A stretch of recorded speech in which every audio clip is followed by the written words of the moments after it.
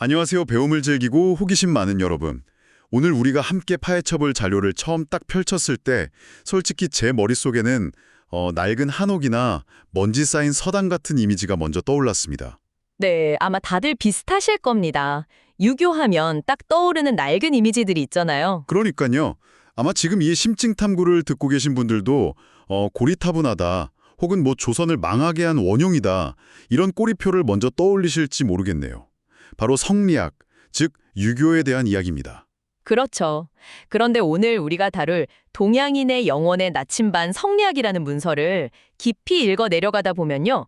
우리가 알고 있던 그 답답한 꼰대 철학은 온데간데 없고 엄청나게 혁명적이고 주체적인 인간 운영체제 하나를 발견하게 됩니다. 맞아요. 그 본격적인 이야기에 앞서서 이 자료가 깔고 있는 아주 흥미롭고 중요한 전제를 하나 객관적으로 짚고 넘어가야 할 것 같은데요.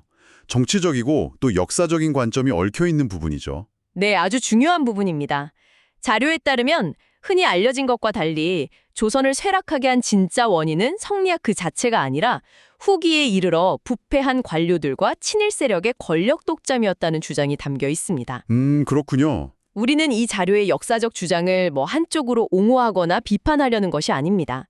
다만 이 자료가 강조하고자 하는 핵심, 즉 성리학이 전 세계 왕권 국가 중 가장 긴 500년 왕조를 유지하게 만든 대단히 정교하고 강력한 통치 철학이었다는 사실에 집중해 보려는 거죠. 아주 좋은 포인트입니다.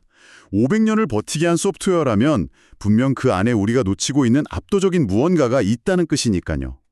오늘 우리의 미션은 명확합니다. 네, 어떤 건지 미션 브리핑 해주시죠. 3000년 전 동양인들은 왜 그 절대적이고 전지전능한 신을 버리고 인간 내면의 양심을 선택했는가? 그리고 이 오래된 철학이 어떻게 정부가 넘쳐나는 현대사회에서 우리 삶의 완벽한 나침반이 될 수 있는지 핵심만 쏙쏙 뽑아 전달하는 겁니다. 좋습니다. 흥미진진한 여정이 되겠네요. 그렇다면 가장 근본적인 질문부터 던져보죠. 서양과 동양은 애초에 세상을 바라보는 렌즈 자체가 완전히 달랐다고 하잖아요. 특히 행복이나 천국을 대하는 태도에서요. 그 차이를 이해하려면 서양 철학의 뼈대를 먼저 들여다볼 필요가 있습니다. 서양 철학을 관통하는 가장 핵심적인 단어 하나를 꼽자면 바로 존재입니다. 온톨로지라고 하죠. 아, 존재요? 네, 플라톤부터 칸트에 이르기까지 서양 지성사는 그 존재의 본질을 파고드는 데 집중했습니다. 인간의 이성이 끊임없이 추구하는 진리, 즉 진, 우리의 행동이 지향해야 할 선한 삶인 선, 그리고 감정과 육체가 갈구하는 아름다움인 미. 진선미네요. 네, 맞습니다. 서양 철학은 바로 이 진선미의 조화를 통해서 개인의 궁극적인 행복을 완성하는 것을 가장 중요한 목표로 삼아왔습니다. 아, 미스 코리아 대회의 그 최고 영예인 진선미가 여기서 나온 거네요. 단순히 얼굴이 예쁘다는 뜻이 아니라 서양 철학이 도달하고자 했던 가장 완벽하고 이상적인 인간관에서 파생된 연결고리였다니 참 재밌습니다. 철학이 이렇게 우리 일상 속에 깊숙이 들어와 있었군요. 그렇죠. 정말 재미있는 포인트죠. 그런데 동양은 달랐다는 거죠. 개인의 행복이나 존재 자체에 집중하지 않았다면 도대체 무엇을 본 건가요? 동양은 개인이라는 독립된 점보다는 그 점들이 이어져 만드는 선, 즉 관계에 철저하게 집중했습니다. 아, 점이 아니라 선, 관계요? 네, 나라는 존재는 홀로 뚝 떨어져 있는 것이 아니라 나와 타인, 인간과 자연, 그리고 하늘과 인간이라는 거대한 관계망 속에 놓여 있다고 본 것이죠. 이 복잡한 관계 속에서 내가 취해야 할 올바른 역할을 찾는 것이 동양 철학의 시작이자 끝이었습니다. 그렇군요. 관계망 속의 나? 그리고 여기서 동양 철학의 정수라고 할 수 있는 아주 중요한 개념이 등장합니다. 바로 중용입니다. 아, 중용. 사실 이거 일상에서도 진짜 많이 쓰는 단어잖아요. 보통 치우치지 않고 중간을 지킨다? 혹은 이도저도 아닌 적당한 타협점 정도로 오해하기 쉬운데요. 흔히 저지르는 오해죠. 산술적인 50대 50의 가운데를 의미하는 것이 절대 아닙니다. 자료에서는 중용의 중을 시중, 즉 때의 맞춤이라고 분석하고 있습니다. 때에 맞추며 네, 끊임없이 변화하는 시대적 상황 속에서 대립되는 수많은 이념이나 가치 중 지금 이 순간 가장 적합한 것을 정확하게 선택해내는 타이밍의 미학이라는 뜻입니다. 아, 타이밍의 위약 확 와닿네요. 끝까지 상황을 주시하고 파고들어 그 시대 그 순간에 가장 맞는 것을 과감하게 취하는 결단력, 그것이 진정한 중용이라는 거군요. 시대마다 정답이 다를 수 있다는 거고요. 정확합니다. 고정된 정답을 거부하고 끊임없이 변화하는 관계와 상황 속에서 최적의 균형을 찾는 것이죠. 그런데 제가 이 자료를 읽으면서 가장 소름이 돋았던 부분은 따로 있습니다. 바로 동양인들이 생각했던 영원한 죽음에 대한 놀라운 관점이었어요. 아, 그 부분 정말 흥미롭죠. 서양에서는 흔히 죽음 이후에 영혼이 떠나는 물리적인 천국이나 지옥을 상상하잖아요. 단테의 신곡처럼요. 그런데 동양에서는 타인의 기억 속에서 완전히 잊혀지는 것, 아무도 나를 기억해주지 않는 그 상태를 진정한 죽음으로 보았다는 겁니다. 네, 동양 특유의 내세관을 완벽하게 보여주는 대목입니다. 철저히 현세 중심적이죠. 죽어서 보상받는 천국이나 벌을 받는 지옥 같은 공간은 애초에 없다고 본 겁니다. 아, 그럼 우리는 왜 그토록 옛날부터 정성스럽게 제사를 지내온 걸까요? 바로 그 지점입니다. 이순신 장군이나 율곡이, 공자 같은 위인들은 어떨까요? 역사적 기록과 사람들의 마음속에 영원히 살아있기 때문에 수백, 수천 년이 지난 지금도 국가 차원에서 제사를 지내는 겁니다. 아, 제사라는 게 단순히 귀신에게 밥을 주는 의식이 아니었네요. 죽은 자를 이 세상의 기억 속에 계속 살아있게 만드는 거대한 문화적 잔치였군요. 그렇습니다. 기억하는 한 죽은 게 아닌 거죠. 결국 동양 철학의 궁극적인 목표는 알 수도 없는 사후세계의 천국을 기다리는 게 아니라 바로 이 현세에서 천국을 만들어보자는 대단히 현실적이고 치열한 선언이었네요. 네, 신에게 기대지 않고 인간 스스로의 힘으로 지금 여기를 천국으로 만들겠다는 강렬한 의지 표명이었죠. 그렇다면 도대체 과거에 무슨 끔찍한 일이 있었길래 이들은 보이지 않는 신의 구원을 쿨하게 포기하고 오직 현세와 인간의 내면에만 몰두하게 된 걸까요? 이 질문의 답을 찾으려면 시간을 훌쩍 뛰어넘어 3000년 전 고대 중국의 은나라 시대로 거슬러 올라가야 합니다. 그곳에 아주 비극적인 왕조의 몰락이 기다리고 있거든요. 비극적인 몰락이요? 네, 은나라 사람들의 세계관을 먼저 이해해야 합니다. 당시 사람들은 서양의 기독교적 창조주와 아주 유사한 절대적이고 인격적인 하늘, 즉 상제를 믿었습니다. 비를 내리게 하고 전쟁의 승패를 가르며 인간의 생사화복을 쥐고 있는 절대자였죠. 아, 하늘을 절대적인 신으로 섬겼군요. 그런데 여기서 이 거대한 시스템을 붕괴시키는 아주 치명적인 버그가 발생합니다. 바로 하늘은 말이 없다는 절대적인 한계였죠. 아, 신은 침묵한다. 이 고독한 침묵에서 모든 인간의 비극과 탐욕이 시작되잖아요. 하늘이 직접 말을 안 하니까 그 침묵을 틈타서 제사장들이 권력을 독점하기 시작한 거네요. 맞습니다. 제사장들이 기막힌 꼼수를 하나 생각해냅니다. 책임을 회피하면서도 사람들을 완벽하게 맹신하게 만들 시각적 퍼포먼스, 즉 점술이죠. 점술이야? 네, 거북이 등딱지나 소의 견갑골을 불에 벌겋게 달군 새꼬챙이로 확 지지는 겁니다. 그러면 열기 때문에 뼈가 쩍쩍 소리를 내며 갈라지잖아요. 그 무작위로 갈라진 모양을 가리키며 자, 보시오. 이것이 하늘의 뜻이다. 라고 주장한 거예요. 와, 눈치채셨겠지만 이게 바로 인류의 위대한 유산으로 포장된 갑골 문자의 진짜 탄생 비화군요. 권력을 유지하기 위한 사기극에 가까웠네요. 네, 권력자들이 그렇게 짐승뼈다귀의 우연한 갈라짐에 국가의 중대사를 통째로 바뀌어버렸으니 나라가 제대로 굴러갈 리 만무했겠죠. 매일같이 신의 뜻을 묻는다는 핑계로 화려한 제사가 열렸고 제사 뒤에는 어김없이 광란의 술판이 벌어졌습니다. 아, 그게 은나라 마지막 왕인 주왕 때 상상을 초월하는 극단으로 치닫게 되죠. 역사의 길이 남은 비극, 바로 주지웅님 아닙니까? 네, 맞습니다. 연못을 술로 채우고 고기를 숲처럼 매달아 놓은 그 주지육림이죠. 생각해보면 그 고대 시대에 곡식으로 쪄서 술을 만들고 또 냉장고도 없는데 귀한 고기를 얻는 게 얼마나 힘든 일입니까? 백성들이 먹을 식량도 부족한데 그런 피 같은 술과 고기를 인공 연못을 채울 만큼 쏟아붓고 궁궐 안에서 남녀가 짐승처럼 벌거벗고 먹고 마셨다는 거잖아요. 백성의 고열을 문자 그대로 쥐어짜는 결과물이었죠. 최소한의 인간성마저 상실한 타락이었습니다. 결국 민심은 완전히 돌아섰고 주변의 제후국이었던 주나라가 혁명을 일으켜 은나라를 무너뜨립니다. 주나라의 통쾌한 승리네요. 하지만 승리한 주나라 앞에는 전쟁보다 더 거대한 사상적 숙제가 놓여 있었습니다. 수백 년 동안 절대적인 신, 하늘을 믿어온 백성들에게 왜 그토록 영원했던 하늘이 마음을 바꿔 왕조가 교체되도록 내버려 두었는가를 논리적으로 설명해야 했거든요. 아, 정말 예리하고 날카로운 질문이네요. 하늘이 갑자기 은나라가 미워져서 변동을 벌인 건가? 하고 백성들이 물어봤을 텐데요. 바로 그 지점에서 유가의 위대한 철학적 대답이 탄생합니다.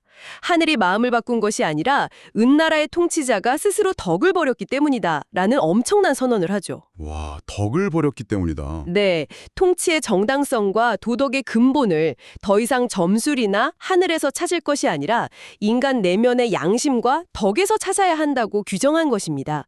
인간을 보이지 않는 신의 두려움에서 완벽하게 해방시킨 동양 사상사의 거대한 전환점이었죠. 이거야말로 진정한 철학적 독립선언이자 동양 휴머니즘의 탄생이네요. 신의 핑계를 대지 말고 인간 스스로 책임지라는 거잖아요. 자료에 나오는 한비자의 기우제 일화가 정말 찰떡같이 비유해 주더라고요. 아, 기우제 이야기 참 재밌고 명쾌하죠. 왕이 기우제를 지내서 비가 온 게 아니라 그냥 대자연의 이치대로 비가 내릴 때가 되어 내린 것이다. 제사를 지내는 건 그저 비가 안 와 비란해하는 백성들의 마음을 달래주기 위한 심리적 퍼포먼스일 뿐이다. 한비자가 아주 날카롭게 팩트 폭력을 날렸잖아요. 아주 통쾌한 통찰입니다. 한비자의 말처럼 인간의 일거수일투족을 감시하는 인격신은 죽었습니다. 하늘은 그저 우주의 거대한 이치와 질서대로 조용히 돌아가는 자연 평행적인 존재로 자리 잡게 됩니다. 여기서 아주 자연스럽게 천지인과 인간 운영체제로서의 성리학으로 넘어가게 되죠. 아, 천지인이요? 하늘의 길을 땅의 길, 인간의 길이 서로 간섭하지 않고 각자의 길을 웅장하게 평행하게 간다는 거군요. 네, 맞습니다. 이 천지인 사상이 우리 일상 깊숙한 곳에 일종의 운영체제처럼 스며들어 있더라고요. 세종대왕이 한글 만들 때 쓴 원리도 천지인이고 스마트폰 칠 때 쓰는 천지인 키보드도 다 여기서 나온 거잖아요. 네, 제사 지내는 국가적 공간도 이 사상에 따라 완벽하게 분리되어 있죠. 하나를 모시는 강화도 만이산의 첨성단, 대지의 풍요로움을 모시는 사직공원의 사직단, 그리고 인간, 즉 왕들의 역사를 모시는 종묘로 말이죠. 아, 사극에서 전하, 종묘 사직을 보존하시옵소서 하는 게 단순히 나라 지키라는 게 아니라 바로 땅과 인간의 조화를 지키라는 깊은 뜻이었군요. 자, 그럼 하늘과 땅은 각자 잘 굴러간다고 치고 가장 복잡한 인간의 길 안으로 좀 더 깊게 들어가 볼까요? 성리학은 도대체 인간의 마음을 어떻게 분석했나요? 성리학은 인간의 마음을 그 유명한 이와 기의 대결로 보았습니다. 먼저 기를 살펴볼까요? 기는 우주의 에너지가 육체를 통해 발현된 것, 즉 생존을 위한 동물적 본능과 감정인 오욕칠정을 의미합니다. 식욕이나 수면욕, 분노 같은 것들이죠. 아, 태어날 때부터 자연스럽게 아는 본능적인 거네요. 사자가 사냥 성공하면 철저하게 서열순으로 힘센 놈이 자기 배부터 꽉 채우는 것처럼요. 맞습니다. 아주 자연스러운 생존 본능이죠. 그런데 배가 부르면 사자는 물러나고 남은 고기는 하이에나나 독수리에게 자연스럽게 넘어갑니다.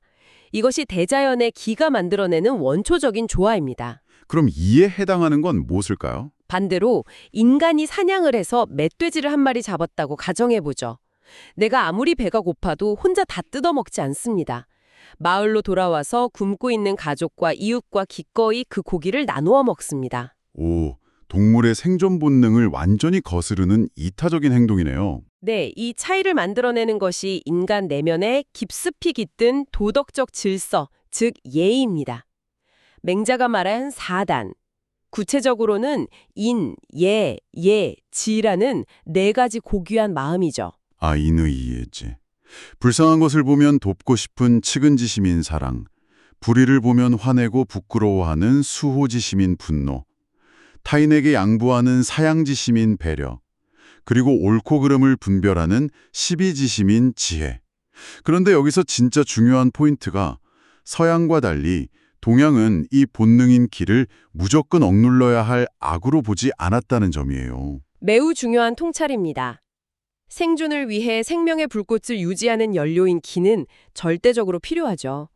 누군가 칼을 들고 덤비는데 인의의 질을 따질 순 없으니까요. 그러니까요. 둘 다 필요한 거네요. 네.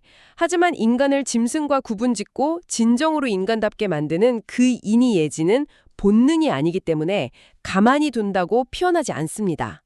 오직 교육과 수양을 통해서만 발현될 수 있다고 본 것입니다. 가르치지 않으면 인간 역시 극한 상황에서 힘없는 자를 짓밟고 혼자 다 먹어치우는 짐승과 다를 바 없다는 거네요. 그래서 공자님이 그 까마득한 옛날에 수레를 타고 다니며 제자를 3,000명이나 악착같이 거두어 가르친 거군요. 네, 당대 최고의 위대한 교육혁명가였죠. 사람을 만들려고 하셨던 겁니다. 그 말씀을 들으니 갑자기 요즘 우리 사회의 모습이 확 겹쳐 보입니다. 매일 들여다보는 인터넷 언론의 자극적인 헤드라인이나 쇼폼 영상들, 그리고 그걸 끝없이 추천해주는 AI 알고리즘 같은 거요. 이건 철저하게 사람들의 말초적인 분노나 식욕 같은 기에만 완벽하게 최적화되어 있잖아요. 오직 클릭과 생존을 위해서요. 아주 예리한 현대적 비유입니다. 맞아요. 조회수라는 생존을 위해 달리는 알고리즘에는 사자처럼 배부르며 멈추는 브레이크가 없습니다. 무한정 자극을 쏟아내죠.